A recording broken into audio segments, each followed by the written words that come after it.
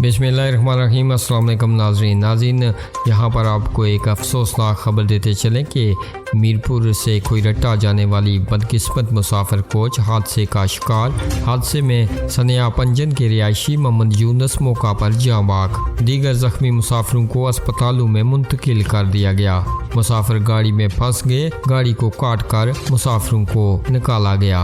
नाज़रीन, तफसीलात के मुताबिक मीरपुर से कोईरट्टा मुसाफिरों को ले जाने वाली मुसाफिर कोच पीर गली के मुकाम पर हादसा का शिकार हो गई। हादसा इस वक्त पेश आया जब मुसाफिर कोच LWC 8281 पीर गली और सहारा के दरमियान नाला मोड़ के करीब पहुंची तो इस वक्त ब्रेक फेल हो जाने के बायस गाड़ी बेकाबू हो गई। ड्राइवर ने मौका की मुनासबत से गाड़ी का रुख सामने पहाड़ी की तरफ कर दिया ताकि नुकसान कम से कम हो।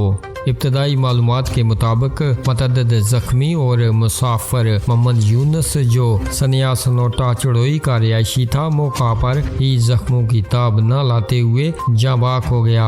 हादसे की खबर सुनते ही गिरदवानवा से सैकड़ों अफराद जाए हादसा पर पहुँच आए। मकामी लोगों और मुसाफिरों की बड़ी तादाद ने जख्मी मुसाफिरों को इमदादी कार्रवाइयों में मदद की।